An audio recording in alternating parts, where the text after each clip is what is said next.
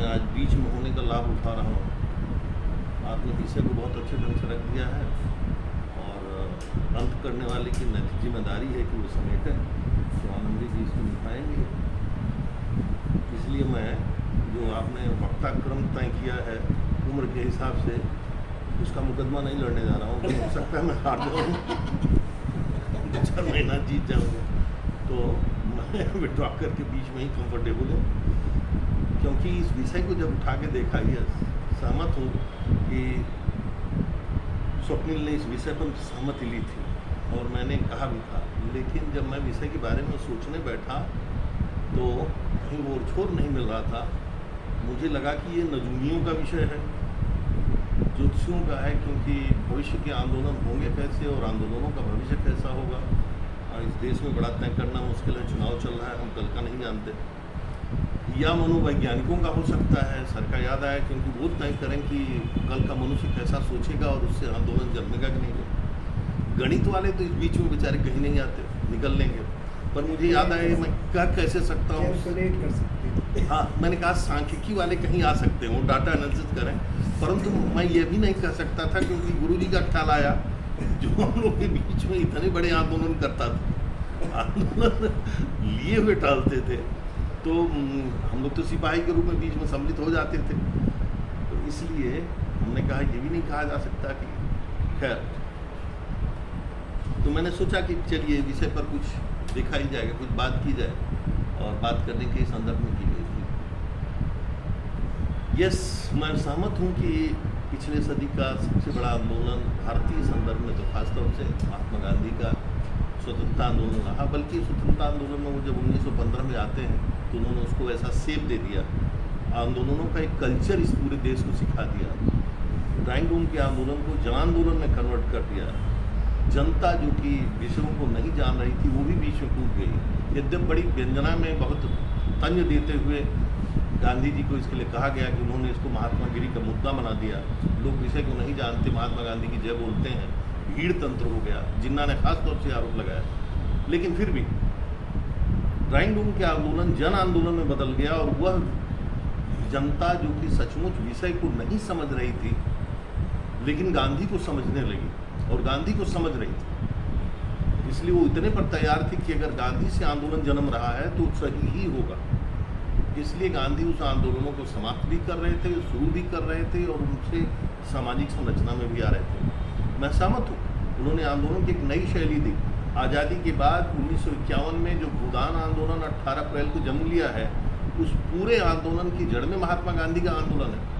आज़ादी से पूर्व का आंदोलन हुआ है, तो आज़ादी के बाद में जो आखिर मैं देख रहा हूँ, करीब 18 अप्रैल 1951 को तेलंगाना में पहले भूदान से विनोबा जी ने उस आंदोलन को शुरू किया, और यद्यप बाद में धार कम हो गई, लेकिन 1956 तक, 56 इसलिए मुझे याद है कि 56 मेरा बर्थ ईयर है, 56 तक विनोबा 40 लाख एकड़ जमीन दान में जुटा चुके थे और 13 लाख एकड़ जमीन भूमिहीनों में वितरित कर चुके थे।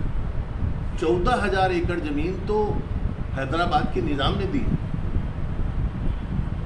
अंत तक 44 लाख एकड़ ही मिला।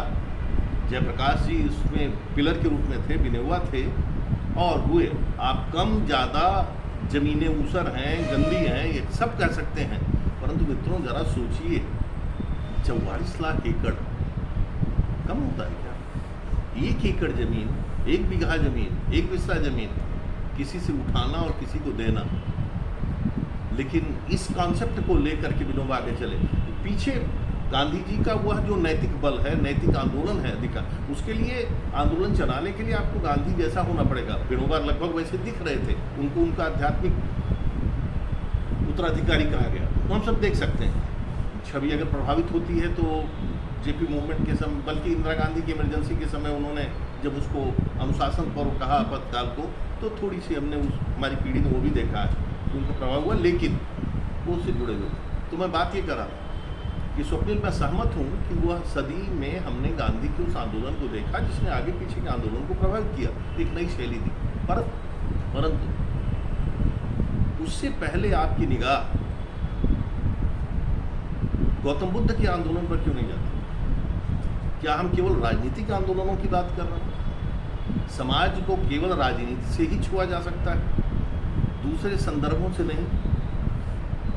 जब राजतंत्र लोकतंत्र आया है तब हमारी ये व्यवस्था हो गई कि तब हम आंदोलनों, क्योंकि अर्थतंत्र भारी हो गया, जनता स्वयं मालिक हो गई, जनता लोकतंत्र चलाने लगी, तो जनता रोजमर्रे में सोचने लगी और चौराहे पर जाने लगी। ये सब दिख रहा है हमें। परंतु जब राजतंत्र था और जनता सीधे सरकार चलाने में शामिल नहीं थी, तब भी सत्ता तो थी, धर्म सत्ता उसके ऊपर भारी थी, राज्य सत्ता भारी थी, दो सत्ताओं पर। उन सत्ताओं के खिलाफ जनता का उद्वेलित मन जो करता था वो आंदोलन था, और उन आंदोलनों की भी हमको एक श्रृंखला दिखाई देती है बहुत पहले से। गौतम बुद्ध का जन्म 563 बीसी में हो रहा है। महावीर भी उसी क्रम में लिए जा सकते हैं, ठीक है, उतना सीधे आंदोलन में नहीं है, वो जैन धर्म का वो स्वरूप नहीं है जो बुद्ध का है, लेकिन महावीर का जन्म 599 बीसी में है, 36 साल का अंतर है। बुद्ध का जन्म 563 है। बुद्ध के जन्म के साथ एक सामाजिक क्रांति भारत में घटित होती है, जिसकी धमक आज तक सुनी जाती है। न मोबाइल है, न प्रिंट मीडिया है, पता नहीं क्या, कुछ तरीके तो नहीं है। कैसा जनमानस रहा होगा, कितना उद्वेलित समाज रहा होगा, वो आंदोलन की शक्ति कितनी तगड़ी रही होगी कि तिब्बत, चाइना, लंका, कितने बड़े भूभाग में वो बुद्ध छा गए। 200, 400 साल, 500 साल का फर्क लिया होगा, राजतंत्र ने सहयोग दिया होगा, नालंदा विश्वविद्यालयों में पढ़ाया गया होगा, अलग बात है। कोई भी तंत्र केवल तभी पढ़ाता है जब वो उसके मतलब का बनता है। तो बुद्ध इतना प्रभावी हो चुके हैं कि बुद्ध को इग्नोर करना संभव नहीं है, इसलिए कोई अशोक या चंद्रगुप्त मौर्य बुद्ध को पढ़ाने जा रहा है। आप मान के चलिए विश्वविद्यालयों के पाठ्यक्रम में इसलिए शामिल हो रहे हैं क्योंकि सत्ता को लग रहा है कि इससे दूसरा निदान संभव नहीं है। परंतु उस पीरियड में जापान तक, चाइना, कोरिया, ये सब पूरा छा जाना, मैं समझता हूँ कि एक बड़ा आंदोलन है। अगर हम इसको नहीं गिनते तो हम उपेक्षा करेंगे। जो गांधी के राजनीतिक आंदोलन से बरक्स कहीं मुझे बड़ा ही आकार विकार में दिख रहा है। प्रकृति में हम लोग बहुत बात नहीं कर सकते क्योंकि हम लोग बहुत दूर खड़े हैं। 2500 साल बीत गया है, उस समय का समाज कैसा रहा होगा, किन कारणों से उसने ऐसा किया होगा, कैसे उद्वेलित होगा। लेकिन ये तय है कि उद्वेलित समाज, उसी की श्रृंखला में आप लंबे काल में अगर आएँ तो अकबर के पीरियड में आपको भक्ति काल दिखाई देता है। वह भी एक प्रकार उस ब्राह्मणवाद के खिलाफ, उस जनवाद के खिलाफ, उस बाहरी सत्ता के खिलाफ उन भक्ति कवियों का भी एक जन आंदोलन है, जिसमें मीरा दिख रही हैं, हमें कबीर दिख रहे हैं, तुलसी दिख रहे हैं, सब अपने अपने क्रम में अपनी बात, अपनी छटपटाहट ला रहे हैं, जिसे हम भक्ति आंदोलन कह के पढ़ते भी हैं हिंदी साहित्य में, हम उसे भक्ति आंदोलन ही कहते हैं। तो उन आंदोलनों की एक श्रृंखला चली आ रही है। हमें दिख रहा है कि जब हम लोकतंत्र में आते हैं, प्रभावी हो जाते हैं, जब सत्ता सीधे चलाना हमारी जिम्मेदारी हो जाती है और हम पक्ष विपक्ष में आ जाते हैं, सरकार चलाने लगते हैं, तब राजनीतिक आंदोलनों की भी पृष्ठभूमि रच जाती है और हमारी ये भूमिका भी सही हो जाती है और ये आंदोलन हुआ। तो फिर गांधी जी के आंदोलन का तो फिर कोई पैरेलल ही नहीं बनता भारत में। तमाम इफपट सवाल उठाए गए क्योंकि विरोध केवल ब्रिटिश सत्ता नहीं कर रही, ब्रिटिश सत्ता जिस तरीके से विरोध कर सकती थी, आप देखें उस तरीके से कर रही है। जब मैं ये कह रहा हूँ तो गंभीरता से कह रहा हूँ, उस तरीके से मेरा मतलब है कि हमारे भाई बिरादरों को तोड़कर अपनी तरफ मिला लो और दसियों सवाल हम पर लगाओ। रोज मैं इनका जवाब देने में थक जाऊँ। मुझे ब्रिटिश सत्ता का जवाब देने के लिए संगठित होना जरूरी है।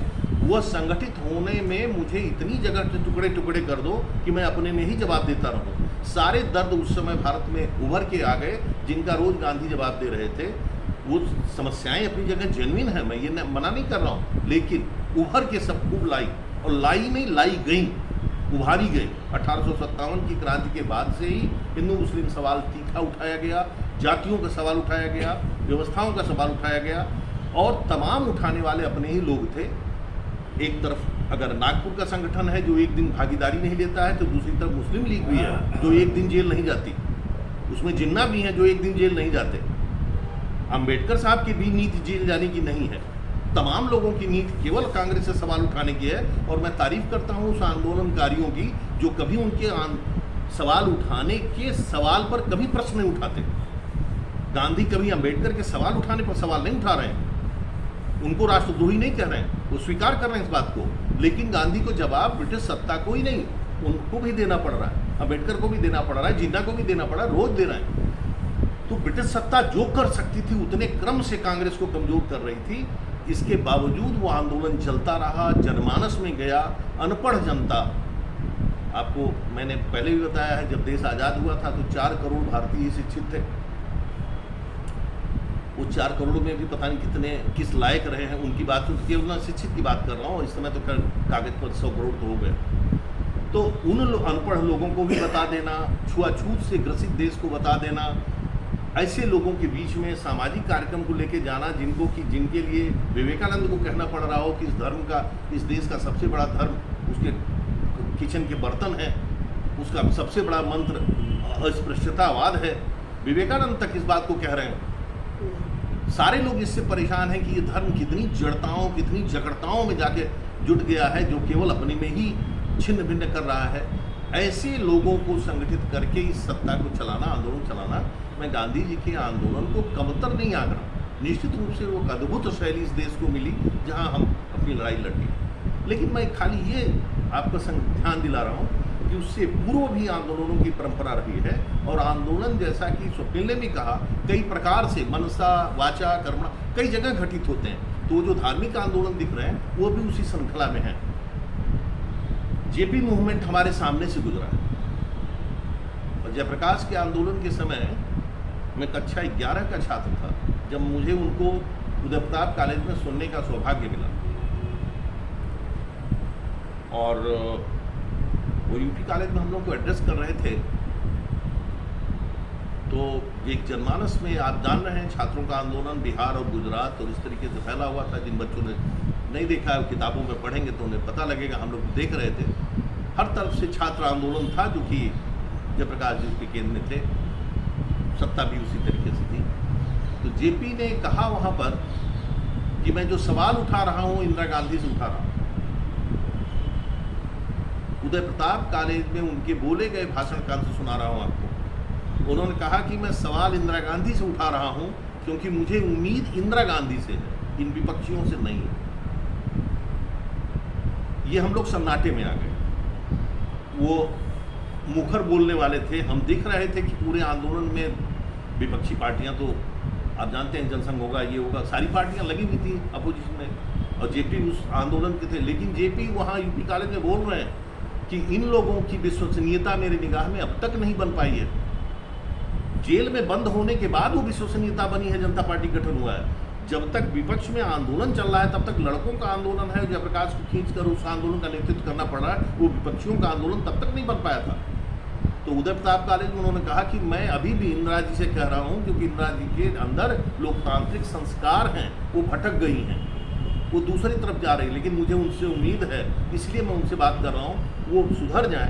कांग्रेस के पास बड़ा दायित्व है, कांग्रेस को और बड़े काम करने हैं, कांग्रेस ने बड़े काम किए हैं, और इस आंदोलन पर आ जाए। अलग बात है कि इसके बाद आप जानते हैं कि वो आंदोलन दूसरा शेप लेता गया, इंदिरा गांधी नहीं वापस आई, उन्होंने इमरजेंसी लगाया, इमरजेंसी लगाने के बाद वो फिर जेल में जाना हुआ, जनता पार्टी का बनना हुआ, आना हुआ, मैं ये नहीं कह रहा हूँ। तो वो एक आंदोलन हम लोगों ने अपने सामने उठा करके देखा। अन्ना आंदोलन के समय मैं ईमानदारी से कहूँगा कि मैं बड़ा ही आनंदित था और प्रभावित था। मुझे लगा कुछ होने वाला है, कुछ होकर रहेगा इस देश में, बड़ा कुछ हो रहा है। 3 दिन मैं गांधी टोपी लगा करके कॉलेज जाता रहा उस समय।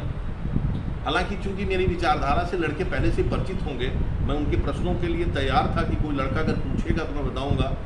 कुछ मेरी वाणी भगवान ने ऐसी दी है या चेहरा ऐसा दिया है खुशट कि लड़के उतने अधिकार पूर्वक ना पूछे होंगे, मेरी कमी है। मैं तैयार था कि वो पूछेंगे, मैं फिर बताऊंगा। किसी ने कोई पूछा नहीं। मतलब 3 दिन पूरे कॉलेज में गांधी टोपी लगाए घूमता रहा, उस आंदोलन के बाद क्लासेस लेता रहा, ठीक है।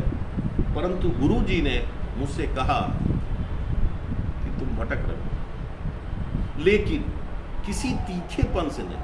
वो मुझे उनके उत्तर में नहीं दिखाई दिया। दो प्रश्नों पर उन्होंने मुझसे असहमति जाहिर की थी। एक तो पूछा था राजीव दीक्षित के मामले में व्यक्तिगत कि क्या सचमुच तुम समझते हो कि उन्हें जहर दिया गया? मैंने कहा सर जहां आप हैं वहां मैं हूं, और जो अखबार बोल रहा है या क्या वो लिखिए, चलो कोई सूचना नहीं है तो मुझे ऐसा तो नहीं लगता, क्योंकि हम लोग उससे पहले ये जान रहे थे कि राजीव दीक्षित चले गए हैं, तो फिर अब वो उधर की तरफ चले गए रामदेव तक। लेकिन कभी भी सर के चेहरे पर उस संदर्भों की कोई कड़ुआहट उनकी शैली में ही नहीं थी। एक प्रश्न खाली उन्होंने पूछा, अन्ना पर मुझसे बोले कि तुम जो है, और कुछ नहीं बताया। बाद में मुझे पता लगा कि केजरीवाल यहाँ भी आए थे और केजरीवाल ने समर्थन मांगा था और आंदोलन के लिए, और फिर वो सब हुआ। कभी भी सर ने उसका जिक्र नहीं किया, लेकिन सर ने मुझसे कहा अब इस बार भी तुम लोग भटक रहे हो, मुझे इस आंदोलन से उतनी उम्मीद नहीं है। हमने कहा सर कुछ नाउमीदी में उम्मीद हमको दिख रही है, कहें चलो हो जाए तो अच्छा है, मुबारक है, बस इतनी सी बात खत्म। और वही हुआ, आप देख रहे हैं। ऐसा क्या है मैं नहीं जानता कि जैसा अभी उन्होंने हमारी उस राज्यसभा सांसदा के बारे में जो हमारे स्वप्निल ने सवाल उठाए, सचमुच मुझे भी नहीं पता कि अंदर क्या हो रहा है, राजनीति किसी हद तक जा सकती है। लेकिन एक सवाल तो मेरे मन में बार बार उठता है कि आखिर एक व्यक्ति तो अपने साथ दूसरों को क्यों नहीं रख पा रहा? ये स्वयं में आप उठा करके देखें तो ये अपने में, मेरी अपनी व्याख्या हो सकता है आप इससे सहमत न हो, ये स्वयं में अपने आप में एक टिप्पणी है जब आप ऐसे आइसोलेशन में चले जाएं कि आपके साथ दूसरा एडजस्ट नहीं न कर पाए। यह आपकी पर्सनालिटी का वीक पॉइंट बोलता है। सर सबसे सहमत नहीं होते थे, लेकिन तमाम लोग थे जो उनको चाहते और न चाहते मुंह पर बात करते थे, जुड़े रहते थे। गांधी जी लगातार जुड़े रहे। कांग्रेस छोड़ने वालों की संख्या आपको इसलिए नहीं मिलेगी कि वो गांधी की विचारधारा से सहमत हो सकते हैं, जिसमें कि हमारे भगत सिंह ने छोड़ा कि अब कुछ नहीं हो पाएगा, सहयोग वापस नहीं, इत्यादि। गांधी से असहमत होते हुए, गांधी का चेहरा न देख पाने के कारण कोई नहीं छोड़ रहा है वहाँ कांग्रेस को। हमारे आखिर केजरीवाल के साथ ऐसा क्यों है कि उनके साथ जितने बड़े लोग जुड़े, अच्छे लोग जुड़े थे, हमारी उस समय की किरण बेदी जी रही हैं, कुमार विश्वास रहे हैं, आनंद जी आप देख रहे हैं, प्रोफेसर साहब रहे हैं, तमाम लोग हैं, प्रशांत भूषण हैं, उस तमाम लोग हैं जो उनके साथ उस समय जुड़े। एक भी व्यक्ति नहीं चल पा रहा है, हर आदमी से खटक जाना और हर आदमी दूसरे द्वारा पाला पड़ा। ऐसा लगता है कि प्रथम दृष्टया कि नहीं, कुछ कमजोरी आप में है, पर्सनालिटी का कॉन्सेप्ट। और मुझे भी ये लगता है आपने जो जो वादे किए हैं, फिर इतना खोखला हवाई वादा कैसे हो जाता है कि आप उसको नहीं अनुमान, जैसे मैं केवल 2 कमरे में ऐसे रहूँगा, जिधर रहूँगा, फिर आप मौन बना लेते हो, फिर आप कहते हैं इन्होंने भी तो बनवाया। ये सब ठीक नहीं लगता।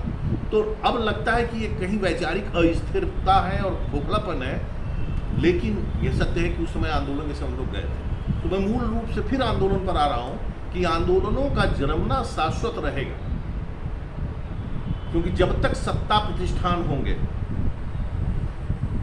चाहे वो धर्म सत्ता है, चाहे वो राजनीतिक सत्ता है, चाहे जो भी है, जब जब धर्म प्रतिष्ठान होंगे तो उनसे जो असहमति होगी वो उद्वेलन पैदा करेगी। जब वो उद्वेलन पैदा करेगी तो फिर संगठन अपनी अभिव्यक्ति देगा, और आंदोलनों को कभी उसके सफल होने से मत आंकिए। किसान आंदोलन हम लोग के पीछे हम लोग देख रहे हैं कि सफल हो गया। क्यों? क्योंकि उसने अपनी मांग मनवा ली और सरकार को माफ़ी मांग करके विड्रॉ करना पड़ा। जी नहीं, मैं आंदोलनों को इतने से सफल असफल नहीं मानता। हर आंदोलन अपने आप में एक वैचारिकी है और उसका प्रतिफल आज नहीं तो कल प्राप्त होता है, और वो हवा में रहते हुए हमको अनुप्राणित करता है। आंदोलन छोटा बड़ा नहीं होता। मैं आदरणीय शर्मा जी को याद करूंगा, 5-5, 7-7, 8-8 लोग, जबकि अपने में हम लोग देखते थे कि इतने ही क्यों हैं। नेतराम चौराहे पर वो बाटा वाली जो दुकान है, वहाँ हम लोग ने धरना दिया है दिन भर बाटा के खिलाफ, और 8 लोग हैं या 10 लोग हैं, पर सर के चेहरे पर कभी ये भाव नहीं आता था अकेलेपन वाला, अथवा 8 ही क्यों हैं या हम ही क्यों इतना भुगत रहे हैं, देश के बाकी लोगों पर असर क्यों नहीं पड़ रहा है। इस तरीके के सवाल एक छात्र को में हम लोग तो उठा भी लेते थे अपने में कि ये लोग आखिर बात समझाई जा रही है, समझ क्यों नहीं रहे। शर्मा जी के चेहरे पर वो कभी पुलाव नहीं आती थी।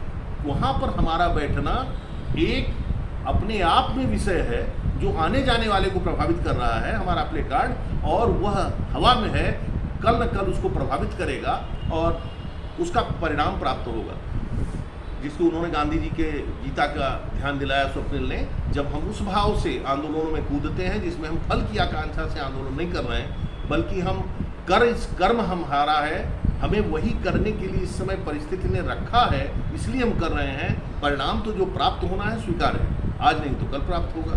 तो इस तरीके से हम आंदोलन करेंगे। जब हम उस दृष्टि से आंदोलनों को देखते हैं तो मेरा विश्वास है कि आने वाले दिनों में भी आंदोलन होते रहेंगे और आंदोलन इकट्ठा होंगे और चलेंगे। अगर आज नहीं दिख रहे हैं तो आप जरा और विस्तार से देखिए, जो समानांतर सत्ता है वो दूसरे को समझा ले रही है कि उसके लिए अवसर है और वह स्वयं में एक आंदोलन बन के खड़ी है। गलत या सही बात दूसरी है। हिटलर भी अपने समय में सम्मोहित करके बैठा हुआ था और पूरा देश उसके साथ खड़ा था। तो आप ये मत मानिए कि जब आप कह रहे हैं तो वही अंतिम सत्य है। उस समय हिटलर भी सत्य समझ में आ रहा था और लोग उसके साथ खड़े थे। बाद में पता लगा कि वो गलत हो रहा है। तो उस तरीके से हमारे पास भी है, एक पक्ष है जो उधर है और इसी पक्ष में एक गुंजाइश बनती है कि कल को हो सकता है कि संभावनाएं बने और बनेंगी ही, जब इन्हीं विषय वस्तुओं से, इन्हीं चीज़ों से आंदोलन जन्म लेगा, नए प्रकार से होगा, लोग नए तरीके से संगठित होंगे।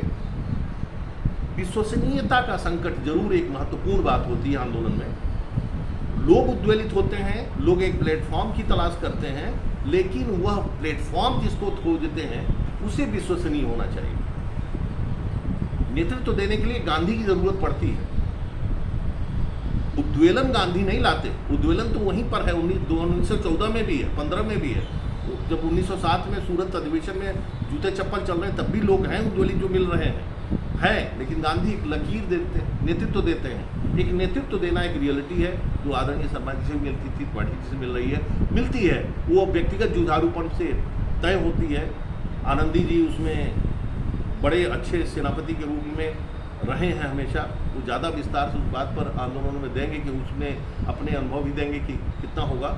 लेकिन हम लोग तो ये मान करके कि अगर शर्मा जी कह रहे हैं सही कह रहे हैं, सही कह रहे हैं, अगर नहीं हम उनसे सहमत हैं कि सही कह रहे हैं, तो इसमें लोगों के पार्टिसिपेशन से ये तय नहीं होगा। स्वप्निल ने याद किया उतनी लंबी श्रृंखला, मैं याद कर रहा हूँ 7 लोगों का, 8 लोगों का, 10 लोगों का होना, पता नहीं वो याद है कि नहीं। श्रृंखला में तो कोई भी गौरवान्वित हो जाए, कोई भी खुश होकर के उस उपलब्धि को बांट ले। मैं शर्मा जी का वो चेहरा याद कर रहा हूँ कि केवल हम 10 लोग हैं दरी बिछा के बैठे, पर हमारे पर संकोच हो रहा हो कि सर बगल में बैठे हैं और केवल 10 लोग हैं, लेकिन शर्मा जी के चेहरे पर कोई भाव नहीं है। 5 बजे तक बैठना है तो 5 बजे तक बैठना है और उसी तरीके से भोंपू लगा के, और वो माइक दे रहे हैं, सुनने वाला सुने या ना सुने, उनके पास जो विचार है वो बोलते रहेंगे। आंदोलन उस पृष्ठभूमि से जन्म लेता है जब अपने पर आपको विश्वास हो, तो ऐसे होगा। ऐसी स्थितियां भविष्य में भी आती रहेंगी। मानव समाज पर विश्वास है, लड़ता रहेगा और आंदोलन का भविष्य अच्छा रहेगा। मैं आनंदी जी से आग्रह करूंगा आगे की कड़ी संभालने।